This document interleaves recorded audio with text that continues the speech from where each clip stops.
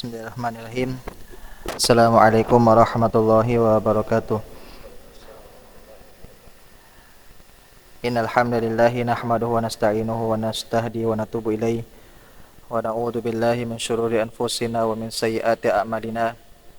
May yahdihillahu fala mudhillalah wa may yudlil falan tajida lahu waliyan mursyida. Asyhadu an la ilaha illallah wahdahu la syarikalah wa asyhadu anna Muhammadan abduhu wa rasuluh. Allahumma shalli ala Muhammad wa ala alihi wa ashabihi wa man tabi'ahum bi ihsanin ila yaumiddin. Qala Allah Ta'ala, ya ayyuhalladzina amanu taqullaha haqqa tuqatih wa la tamutunna illa wa antum muslimun.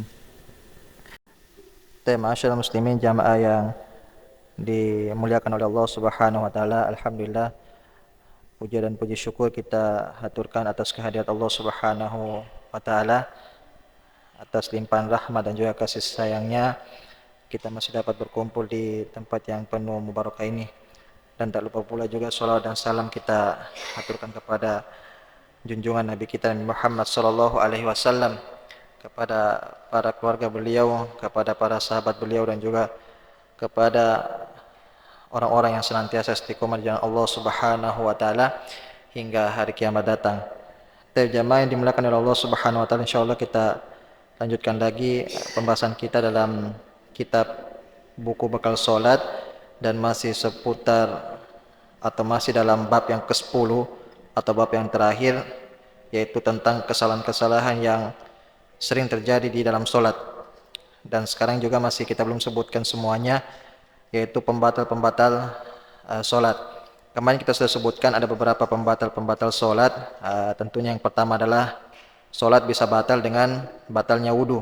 Itu yang pertama. Dan juga kemarin kita sudah sebutkan ada beberapa pembatal-pembatal wudu, dan juga ada juga kemarin kita sudah sebutkan hal-hal yang sebagian orang menganggap bahwasanya hal itu membatalkan wudu, akan tetapi ternyata adalah tidak membatalkan wudu. Kemudian juga yang dapat membatalkan sholat adalah meninggalkan wajib-wajib sholat, meninggalkan rukun-rukun sholat. Kemudian juga ada juga ketika seseorang terkena najis, kemudian dia tidak menghilangkannya. Dan juga yang dapat membatalkan wudu atau membatalkan sholat yang selanjutnya, yaitu membelakangi kiblat secara sengaja. Dan yang lain juga kemarin kita sudah sebutkan, tersingkapnya aurat, ya, dapat membatalkan sholat pula. Kemudian yang lain yaitu menambah satu rukun di dalam sholat, ya, menambah satu rukun di dalam sholat, termasuk juga menambah rokaat, ya, menambah rokaat di dalam sholat juga dapat membatalkan sholat. Kemudian mengedepankan rukun yang satu dengan rukun yang lainnya, ya. Dan yang terakhir adalah yang kemarin kita sebutkan, yaitu bersandar dengan sandaran tanpa adanya uzur. Tapi jamaah yang dimuliakan oleh Allah Subhanahu wa taala, insyaallah pada malam yang mulia ini kita akan lanjutkan lagi masih dalam sekitar pembatal-pembatal salat. Dan yang poin yang selanjutnya, hal yang dapat membatalkan salat adalah ketika seseorang tersebut dengan sengaja dia kembali ke posisi tasyahud awal. Ya, jadi ketika seseorang meninggalkan tasyahud awal, dia meninggalkannya karena dia lupa, kemudian dia kembali ke posisi tasyahud awal tersebut, sedangkan dia sudah berada posisi tegak berdiri, dan kemudian dia telah membaca surah Al-Fatihah, ya, maka sholatnya batal. Ya. Maka hal yang benar yang harus dia lakukan ketika dia lupa mengerjakan posisi tasyahud awal, maka yang harus dia lakukan adalah harus tetap berada pada posisi berdirinya, dan dia harus tetap melanjutkan bacaannya, ya. Adapun tasyahud awal yang dia lupa kerjakan, atau yang dimana dia luput untuk mengerjakan tasyahud awal tersebut, maka dia ganti dengan sujud sahwi di akhir sholatnya. Sebagaimana di dalam hadis yang diriwayatkan oleh Mughirah bin Syu'bah, Nabi mengatakan, idza qama ahadukum minar rak'atain, jika salah satu di antara kalian bangkit dari rakaat kedua, ya, maksudnya di sini bangkit dari rakaat kedua yaitu lupa melakukan tasyahud awal, falam yastaqim qa'iman, dan belum sempurna berdirinya, falyajlis, maka duduklah kalian. Ya, jika seseorang belum sempurna berdirinya, ya maka dia boleh duduk. Kemudian Nabi mengatakan, faidastaqom qa'iman, dan apabila sudah sempurna berdirinya, fala yajlis, ya maka janganlah duduk, ya. Wa yasjud sajdatai as-sahwi, ya. Dan hendaknya kalian melakukan sujud sahwi sebanyak 2 kali. Dan di hadis ini ada pelanggaran atau ada larangan bagi kita sekalian untuk kembali ketika sudah berada di posisi sempurna, ya, dan kembali ke posisi yang ditinggalkan, yaitu posisi tasyahud awal tadi. Dan ini juga menunjukkan bahwasanya tidak boleh kita kembali kepada posisi yang kita lupa atau posisi yang terluput tersebut. Kemudian yang selanjutnya sama halnya dengan tasyahud awal ini, yaitu kembali ke posisi ruku dan juga posisi sujud. Ya, kembali ke posisi ruku dan juga posisi sujud. Jika seseorang lupa atau seseorang tersebut salah daripada membaca tasbih, ya, ketika mungkin dia ruku dia membaca doa sujud, atau justru sebaliknya, ketika sujud dia membaca doa ruku. Kemudian ketika dia berada di posisi i'tidal atau ketika dia berada di posisi duduk, maka dia tidak boleh kembali ke posisi yang dia lupa tadi atau posisi yang dia salah baca tadi. Ya, seperti contoh orang yang lupa membaca doa ruku, kemudian dia bangun atau dia i'tidal, maka dia tidak boleh kembali ke posisi rukunya. Ya, maka yang harus dilakukan sama dengan poin yang sebelumnya, yaitu ketika di akhir sholat dia menggantinya atau melakukan sujud sahwi sebanyak 2 kali. Kemudian yang selanjutnya yang dapat membatalkan sholat adalah meninggalkan secara sengaja doa yang terdapat di duduk di antara 2 sujud, yaitu doa untuk meminta ampunan kepada Allah Subhanahu wa taala. Ya, kemarin kita sudah sebutkan Rabbi ghfirli, kemudian ada juga yang versi panjangnya dan yang sebagainya. Kemudian pembatal sholat yang lain yaitu tertawa terbahak-bahak, ya, tertawa terbahak-bahak. Sebagaimana Ibnu Taimiyah rahimahullah, beliau pernah ditanya, bagaimana jika ada seseorang yang tertawa ketika sholat, apakah sholatnya batal? Ya, kemudian beliau Ibnu Taimiyah menjawab bahwasanya jika sekedar tersenyum, ya, seseorang jika dia sedang sholat kemudian dia tersenyum, maka itu tidak membatalkan sholatnya sama sekali. Adapun jika seseorang tersebut tertawa, apalagi tertawanya sampai terbahak-bahak, maka itu dapat membatalkan sholatnya. Ya, walaupun tidak membatalkan wudunya, akan tetapi sholatnya batal jika seseorang tersebut tertawa di dalam sholatnya. Dan ini adalah yang diambil daripada jumhur ulama seperti Imam Malik, kemudian juga Imam Syafi'i dan juga Imam Ahmad. Kemudian juga sama halnya dengan orang yang berbicara, ya, orang yang berbicara ketika melaksanakan sholat, baik bicaranya sedikit ataupun banyak, ya, maka ini juga dapat membatalkan sholat. Ya, itulah kenapa hukum orang yang menjawab bersin ketika melaksanakan sholat itu adalah hukumnya dilarang. Ya, hukumnya dilarang. Adapun orang yang mengucapkan alhamdulillah ketika bersin di dalam sholat, maka itu tidak mengapa. Ya, karena itu adalah kita berbicara dengan Allah Subhanahu wa taala. Apabila ketika kita menjawabnya yarhamukallah, berarti kita berbicara dengan orang yang bersin tadi. Ya, maka itu dilarang dan itu dapat membatalkan sholat. Dan ini juga berlaku bagi orang yang tidak tahu, ya, atau berlaku orang yang mengerti. Adapun orang yang tidak tahu, ya, seperti contoh mungkin dia keceplosan, ya, atau mungkin dia tidak tahu hukum berbicara ketika melaksanakan sholat, maka uzur baginya. Ya, maka uzur baginya. Seperti contoh ada orang yang melaksanakan sholat, kemudian di sekitarnya ada anak-anak seumpama, atau orang yang sedang bercerita, akan tetapi ceritanya mengganggu dia sholat. Ya, kemudian dia keceplosan atau dia marah, kemudian tiba-tiba dia mengatakan jangan ribut atau berhenti untuk berbicara. Ya, karena dengan ketidaktahuannya atau karena dia tidak mengerti hukum berbicara ketika sholat, maka sholatnya tetap sah. Sholatnya tetap sah. Beda halnya ketika orang tersebut sudah mengerti tentang hukum berbicara ketika sholat, kemudian dia berbicara di dalam sholatnya dengan secara sengaja, maka sholatnya batal. Tapi kemudian yang selanjutnya yaitu yang dapat membatalkan sholat, yaitu ketika seorang makmum dia melakukan takbiratul ihram sebelum imam melakukan takbiratul ihram. Ya, kita ulangi bahwasanya membatalkan sholat selanjutnya adalah ketika seorang makmum dia melakukan takbiratul ihram sebelum imam melakukan takbiratul ihram. Ya, sebagaimana Nabi mengatakan, "Innama ju'ilal imam liyutamma bih." Ya, bahwasanya imam tidaklah diangkat atau tidaklah imam tersebut dijadikan imam melainkan hanya untuk diikuti. Ya.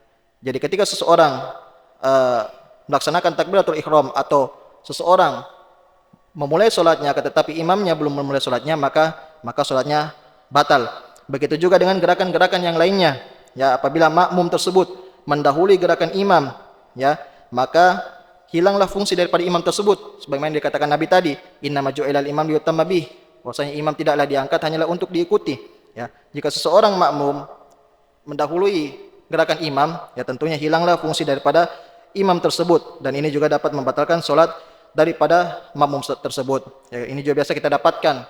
Terkadang imam belum ruku, ya, kemudian makmumnya ruku duluan. Justru juga sebaliknya, sujud terkadang kita dapatkan imam belum sujud, ya, kemudian makmumnya juga sudah sujud duluan.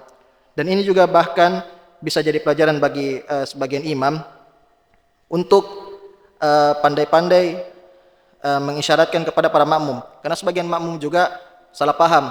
Ya, terkadang kita mendapatkan imam yang Allahu Akbarnya terlalu panjang, ya, Allahu Akbar, ya, padahal gerakan imam itu dilakukan di ujung Allahu Akbarnya tadi, ya, sedangkan makmum memahami bahwasanya di awal Allahu Akbar, ya, imam sudah bergerak, dan inilah terkadang timbul salah fikiran antara makmum dan juga imam.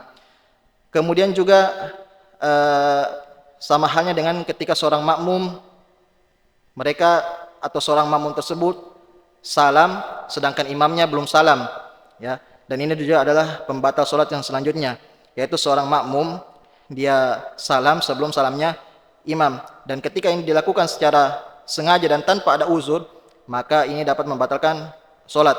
Ya, beda halnya ketika ada uzur, ya, maka tidak membatalkan sholat. Seperti contoh, makmum tersebut dia ingin seperti ingin buang air dan buang airnya sudah tidak tertahankan, atau dia ingin muntah, ya, maka dia diperbolehkan salam sebelum salamnya daripada imam tersebut. Kemudian yang selanjutnya, batalnya sholat makmum, ya, jika dia disengaja tanpa uzur terlambat dari imam, ya, dan ini sama halnya, ya, ketika seorang makmum lebih mendahului imam, batal sholatnya. Begitu juga sebaliknya, jika makmum sengaja terlambat daripada imam, maka makmum tersebut juga batal sholatnya. Akan tetapi jika dia mengerjakannya tanpa uzur, ketika dia mengerjakannya dengan uzur, ya, maka sholatnya tidak batal. Seperti contoh orang yang sholat di masjid yang besar, kemudian suara imam tidak terdengar, ya, sehingga dia tertinggal beberapa gerakan dari gerakan imam, maka sholatnya tidak batal. Akan tetapi sholat yang dimaksud sini batalnya sholat makmum, yaitu ketika dia terlambat daripada imam, ya, seperti contoh imam sudah ruku, kemudian imam bangkit dari rukunya yaitu i'tidal, sedangkan makmum tadi masih berada di posisi berdirinya itu membaca surah setelah surah Al-Fatihah. Berarti di tengah gerakan antara gerakan imam dan gerakan makmum ada satu gerakan atau ada satu rukun yang tertinggal, yaitu gerakan ruku. Ya, maka bagi makmum yang seperti ini adalah sholatnya tidak sah atau sholatnya batal. Kemudian yang selanjutnya, yaitu yang dapat membatalkan sholat adalah makan dan minum secara sengaja, ya, makan dan minum secara sengaja, walaupun itu sedikit ataupun banyak, maka itu dapat membatalkan sholat. Kemudian yang selanjutnya yang dapat membatalkan sholat adalah melakukan gerakan terus-menerus, ya, melakukan gerakan terus-menerus dan melakukan gerakan yang banyak menurut urf atau menurut daripada kebiasaan. Taib jamaah yang dimuliakan oleh Allah Subhanahu wa taala, Syekh Utsaimin rahimahullah, beliau pernah mengatakan bahwasanya gerakan tambahan di dalam sholat yaitu mencakup daripada 5 gerakan, ya. Gerakan yang pertama adalah gerakan yang wajib, ya, kemudian gerakan yang kedua adalah gerakan yang mustahab, kemudian gerakan yang ketiga adalah gerakan yang haram, kemudian yang keempat adalah gerakan yang makruh, sedangkan gerakan yang kelima adalah gerakan yang boleh, ya. Dan perlu kita ketahui bahwasanya gerakan yang 5 ini adalah gerakan yang di luar daripada sholat, ya, berarti di luar daripada rukun sholat, di luar daripada wajib sholat dan juga sunnah sholat. Taib, adapun gerakan yang pertama itu adalah gerakan wajib. Ya, contoh daripada gerakan wajib di sini adalah contohnya yaitu ketika ada seseorang di mana dia tidak mengetahui arah kiblat, kemudian dia berijtihad, ya, atau dia menentukan kiblatnya dengan pemahamannya sendiri. Kemudian ketika dia melaksanakan sholat, datanglah seseorang yang mengetahui arah kiblat yang benar. Kemudian dia memberitahukan kepada orang yang sedang sholat tersebut bahwasanya imam atau kiblat yang benar berada di posisi kanan atau berada di posisi kiri. Maka wajib bagi orang yang sholat tersebut, wajib dia untuk bergerak berpindah ke arah kiblat yang seharusnya. Jadi dia tidak boleh bertahan di posisi yang salah tadi, karena sebagaimana kita sudah sebutkan bahwasanya syarat daripada melaksanakan sholat yaitu menghadap kiblat. Sebagaimana juga yang terjadi pada penduduk Kuba, ya, atau ada seseorang yang datang ke penduduk Kuba dan mereka pada saat itu mereka melaksanakan sholat masih menghadap ke Baitul Maqdis. Ya, mereka sholat masih menghadap ke Baitul Maqdis. Kemudian datang seseorang mengabarkan kepada mereka bahwasanya kiblat telah berpindah ke Ka'bah atau berpindah ke Masjidil Haram. Maka pada saat itu juga mereka berubah posisi, mereka bergerak dan berputar sebanyak 180 derajat dan mereka tetap meneruskan atau melanjutkan sholat daripada mereka yang kerjakan. Kemudian contoh-contoh yang masuk daripada gerakan wajib adalah ketika seseorang yang sholat sendirian di belakang shaf, kemudian dia melihat di depannya ada celah yang kosong, ya, maka wajib baginya untuk mengisi celah yang kosong tersebut, ya, sebagaimana kemarin kita sudah sebutkan perkataan Imam Syafi'i bahwasanya ketika ada seseorang yang berada di shaf yang ketiga, kemudian dia mendapatkan atau dia melihat ada celah kosong di shaf yang pertama, maka wajib baginya atau diperbolehkan baginya untuk menerobos shaf yang kedua untuk mengisi shaf yang pertama tersebut. Ya, kalau dia tidak melihat ada di shaf yang kedua mengisi yang shaf pertama, maka diperbolehkan orang yang berada di shaf ketiga untuk menerobos atau masuk ke shaf yang pertama tadi untuk mengisi shaf yang kosong tersebut. Kemudian juga contoh gerakan yang wajib, ya, yang wajib dilaksanakan di dalam sholat, yaitu ketika seseorang mendapati najis di pakaiannya, ya, ketika seseorang mendapati najis di pakaiannya, maka wajib baginya untuk bergerak, yaitu membuka atau melepas pakaian yang terdapat najis tersebut. Ya, sebagaimana Nabi pernah melakukan hal tersebut ketika Nabi SAW mengimami para sahabat, ya, dan pada saat itu datanglah malaikat Jibril memberitahukan kepada Nabi bahwasanya di sendal Nabi ini terdapat kotoran. Ya, maka pada saat itu juga Nabi SAW melakukan gerakan, yaitu Nabi melepas kedua sendalnya dan Nabi SAW tetap melanjutkan sholatnya. Dan ini adalah gerakan yang menurut daripada Syekh Utsaimin tadi adalah hukumnya wajib. Tapi kemudian kita lanjutkan gerakan yang kedua, yaitu gerakan yang mustahab, ya, atau gerakan yang dianjurkan. Adapun contoh daripada gerakan yang dianjurkan atau gerakan yang mustahab adalah contohnya seperti ada orang yang sholat berjamaah, ya, yaitu jumlahnya 2 orang, yaitu satu imam dan juga satu makmum. Kemudian datang orang yang ketiga, kemudian orang ketiga tersebut sholat di sebelah kiri daripada imam tersebut, ya, maka gerakan yang mustahab di sini yaitu boleh bagi imam tersebut mendorong 2 jamaahnya yang berada di kiri dan kanan, mendorong jamaah tersebut untuk berada di belakangnya, ya, ya, karena posisi imam yang berada di depan itu hukumnya sunnah, ya, maka tidak wajib untuk dia melakukan. Adapun ketika dia melakukan hal tersebut, dia memindahkan jamaahnya yang berada di kiri dan kanannya, memindahkannya ke belakang, maka ini adalah hukumnya sunnah, tidak termasuk daripada hal yang wajib.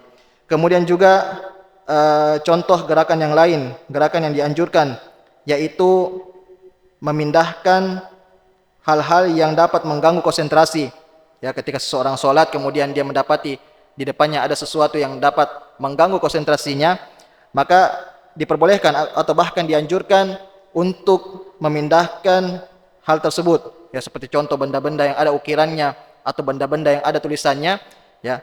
Dan sekiranya itu dapat mengganggu konsentrasinya ketika melaksanakan sholat, maka dianjurkan baginya untuk memindahkan benda tersebut. Ya, sama halnya ketika seseorang yang sedang ditelepon, kemudian teleponnya berdering, ya maka tidak apa-apa dia melakukan gerakan, yaitu mengambil HP-nya atau mengambil handphonenya kemudian dia mematikannya, ya. Maka ini adalah gerakan yang mustahab atau gerakan yang dianjurkan. Begitu juga ketika seseorang yang merasa gatal, ya, di bagian-bagian tertentu, jika halnya ketika dia tidak menggaru bagian tersebut atau bagian yang gatal tersebut, dia akan terganggu di dalam sholatnya. Ya, maka disunnahkan baginya untuk menggaru area yang gatal tersebut untuk meredam rasa gatal sehingga dia tidak terganggu daripada sholatnya. Kemudian yang selanjutnya adalah gerakan yang haram atau gerakan yang dilakukan ketika melaksanakan sholat dapat membatalkan sholat. Dan di sini masuk daripada 3 syarat. Ya, jadi ada 3 syaratnya di mana gerakan ini adalah masuk daripada gerakan yang haram. Yang pertama adalah syaratnya banyak. Ya, syaratnya banyak. Akan tetapi sebagian ulama di sini berbeda pendapat. Banyak yang dimaksud di sini bagaimana? Ya, sebagian mengatakan banyak di sini adalah 3 kali berturut-turut. Ya, jadi ketika sebuah gerakan dilakukan 3 kali secara berturut-turut, maka batal sholatnya. Ya, batal sholatnya sebagian para ulama. Kemudian juga sebagian yang lain mengatakan tidak boleh kita sekalian menentukan jumlah daripada bilangan tertentu, ya, karena penentuan daripada jumlah tersebut adalah perkara taufiki, ya, atau perkara-perkara yang membutuhkan dalil khusus, ya, sehingga para ulama yang lain menganggap bahwasanya jumlah daripada banyak ini yaitu dilihat daripada seseorang tersebut. Apabila gerakan seseorang tersebut gerakannya sudah seperti bukan orang yang sholat, maka itu adalah hukum sholatnya batal. Ya, kalau kita melihat seseorang yang sholat kemudian dia menggaruk kiri kanan atau bahkan dia membuka handphonenya kemudian dia memainkan handphonenya, ya itu berarti gerakannya sama seperti orang yang tidak sholat. Ya, dan inilah yang dimaksud daripada para ulama adalah gerakan yang banyak. Kemudian juga gerakan yang selanjutnya adalah gerakan yang berturut-turut, ya, gerakan yang berturut-turut sama halnya dengan tadi ketika seseorang melakukan gerakan-gerakan yang tidak perlu, ya, dan juga dilakukan secara berturut-turut, maka ini juga dapat menjadi gerakan yang haram, gerakan yang dapat membatalkan sholat. Kemudian yang selanjutnya adalah bukan karena kondisi yang mendesak atau bukan karena kondisi yang darurat. Ini juga dapat membatalkan sholat. Ya, seperti contoh orang yang sering memperbaiki bajunya, ya, atau sering memperbaiki pecinya atau memperbaiki songkoknya, ya, atau orang yang sering mengupil di dalam sholat, ya, dan yang lain-lain yang padahal hal itu tidak darurat baginya, ya. Maka ketika dilakukan secara berturut-turut dan dilakukan secara banyak, ya, maka ini dapat membatalkan sholat. Kemudian gerakan yang selanjutnya adalah gerakan yang makruh, ya, gerakan yang makruh atau gerakan yang lebih baik dihindari. Seperti contoh orang yang senantiasa melaksanakan sholat akan tetapi dia melihat ke jam tangannya, ya, melihat ke jam tangannya. Dan ini adalah gerakan yang makruh. Seperti contoh juga orang-orang yang melihat ke arah yang lain, ya, melihat ke arah-arah sekitarnya. Maka ini adalah masuk daripada gerakan yang makruh juga. Kemudian yang terakhir atau gerakan yang kelima adalah gerakan yang mubah atau gerakan yang boleh dilakukan, ya. Dan gerakan mubah di sini itu adalah gerakan yang sedikit, ya, akan tetapi ada kebutuhan, ya, atau bahkan gerakan yang banyak akan tetapi dilakukan karena adanya kebutuhan yang mendesak atau kebutuhan yang darurat. Seperti contoh gerakan yang mubah ini adalah gerakan sholat seseorang ketika membawa anak, ya, ketika membawa anak dan ditakutkan anak tersebut menangis atau berteriak, ya, dia menggendong anak tersebut, ya, sehingga anak tersebut tidak mengganggu orang yang sedang melaksanakan sholat, maka gerakan ini adalah masuk daripada gerakan yang mubah. Contoh yang lain, ya, orang yang sholat di dekat pintu, sumpama, ya, orang yang sholat di rumahnya kemudian dia mendengar ada suara orang yang mengetuk pintunya, ya, maka dia boleh untuk bergerak maju membuka pintu tersebut. Selagi dia masih menghadap kiblat, maka dia diperbolehkan untuk bergerak untuk membuka pintu tersebut. Selagi dia masih menghadap kiblat dan dia tidak mengubah arah tersebut, maka sholatnya tetap sah. Kemudian contoh yang lain, ya, ketika seseorang sedang naik hewan tunggangannya, ya, seperti unta atau kuda dan semisalnya, Dan pada saat ketika dia melaksanakan sholat di hewan tunggangannya, hewannya tersebut dia arahnya berbeda begitu, atau dia jalurnya tidak sesuai dengan yang diinginkan, ya, maka gerakan tambahannya di sini yaitu dia mengambil tali kekangnya, kemudian dia mengontrol hewan tunggangannya tersebut. Ya, maka ini adalah juga masuk daripada gerakan yang diperbolehkan atau gerakan yang mubah. Kemudian yang selanjutnya atau contoh gerakan daripada yang mubah yaitu sama halnya tadi, yaitu ketika seseorang merasa gatal, kemudian gatal tersebut mengganggunya, maka dia boleh untuk menggaruk tempat yang gatal tersebut supaya dia tidak terganggu daripada sholatnya. Tapi kemudian yang terakhir, jamaah yang dimuliakan oleh Allah Subhanahu wa taala, yang dapat membatalkan sholat adalah lewatnya wanita atau anjing hitam atau himar atau keledai di hadapan orang yang sholat. Tapi kami ulangi, sholatnya atau sholat seseorang bisa menjadi batal dengan lewatnya wanita atau anjing hitam atau himar atau keledai di hadapan orang yang sholat. Sebagaimana Nabi mengatakan, yaqta'u sholata al-mar'atu wal yaqta'u sholatu yaqta'u as-sholah al-mar'atu wal himaru wal kalbu wa yaqi dzalika mithlu mukhiratir rahal. Ya, bahwasanya Nabi mengatakan lewatnya wanita, keledai dan juga anjing dapat memutuskan sholat, dan itu dapat dicegah dengan menghadapkan benda pada yang setinggi mukhiratul hirahal atau setinggi pelana unta. Taib, di sini yang menurut daripada hadis ini terdapat perbedaan di kalangan para ulama. Jumhur ulama, ya, atau mayoritas para ulama, mereka mengatakan bahwasanya yang dimaksud memotong sholat di sini adalah mengurangi pahala, atau pahala daripada sholat tersebut tidak sempurna. Kemudian juga ada pendapat yang lain mengatakan bahwasanya ketiga hal itu, yaitu wanita, anjing hitam dan juga keledai, benar-benar membatalkan sholat. Ya, adapun Imam Ahmad mengatakan beliau berpendapat bahwasanya anjing hitamlah yang dapat membatalkan sholat ketika dia lewat di hadapan orang yang sholat. Adapun wanita dan keledai, maka dia tidak membatalkan sholat. Ya. Akan tetapi pendapat yang kuat, wallahu ta'ala alam, adalah kita lihat daripada zahir hadis tersebut, ya, bahwasanya tiga perkara tersebut, yaitu wanita, anjing hitam dan juga keledai, ketika dia melewati atau dia lewat di hadapan orang yang sholat, maka dia dapat membatalkan sholat tersebut. Maka dia dapat membatalkan sholat tersebut. Tapi jamaah yang dimuliakan oleh Allah Subhanahu wa taala, ini saja mungkin yang bisa kami sampaikan pada malam hari ini, dan insyaallah kita akan lanjutkan lagi di pertemuan yang lain. Kita akan sebutkan nanti adalah hal-hal yang makruh di dalam sholat, ya, atau hal-hal yang makruh yang bisa dilakukan di dalam sholat. Wallahu ta'ala alam. Syukran ala husni istimaikum wa ihtimamikum. Wa sallallahu ala nabina Muhammad wa akhiru da'wana alhamdulillahi rabbil alamin. Wassalamualaikum warahmatullahi wabarakatuh.